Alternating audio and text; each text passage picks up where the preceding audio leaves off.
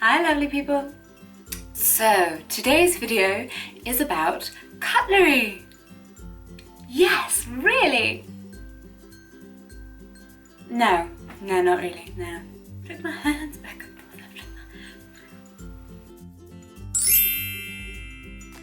Yesterday we had friends come over for dinner and Claudia was setting the table and she asked me, do you want your cutlery or normal cutlery? Normal. Meet my cutlery. Ta-da! Yes, it's probably not the norm as you might know it. They're pretty massive, yes. This is my very special cutlery that comes with me. I use special cutlery because when I was a teenager I paralysed both my arms for years and years and years, blah blah blah blah blah. There was like muscle wastage, etc, etc, etc. Weak little hands, still. But they work, which is amazing. I am constantly fascinated by the things my hands can now do, which is... So for a long time I couldn't hold anything and nothing. They were floppy.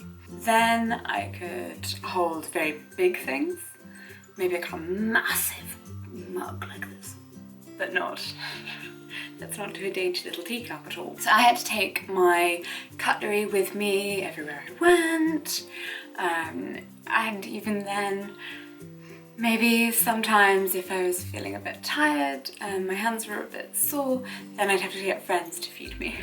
You know who your really good friends are when they feed you.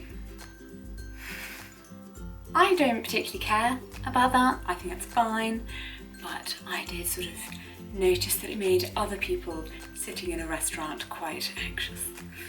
Nowadays I only use these at home because I can use quite small stemmed cutlery when I'm out and about, but it does make my hands sort of hurt after a while, so if I can use those ones I will.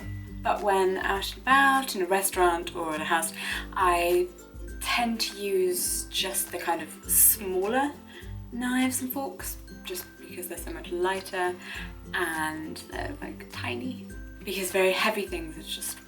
Have you noticed this? I don't make them do this, the little Mr. Barnes thing. They do it themselves. I have the hands of a T-Rex. You would not believe the amount of thought I am actually at this moment putting into attempting to raise my hands. Oh, that was good. Put my hands back and forth. Anyway, today's video is actually about the word normal. Various communities, the word normal is it's a really big deal, it's a big issue. And I understand that. It's the kind of disabled or normal, autistic or normal or transgender or normal or gay or normal.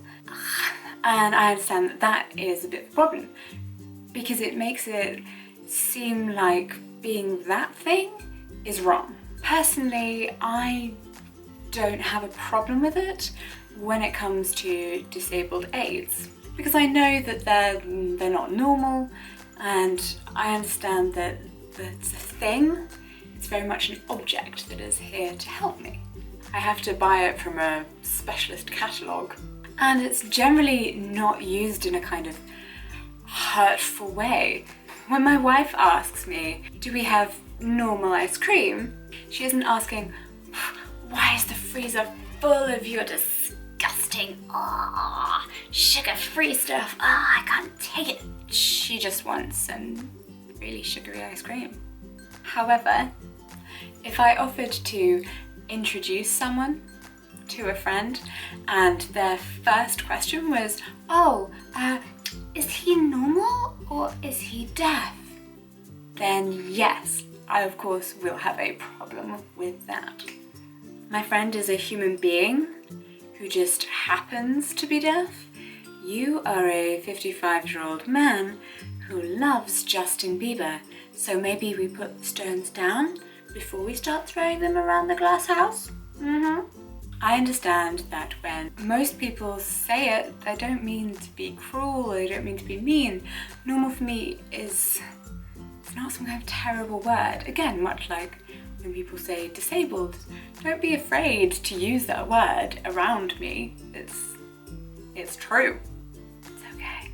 I would rather someone was trying to be nice but used the wrong word than someone was just a really PC asshole. What about you? What do you think? Normal. Good word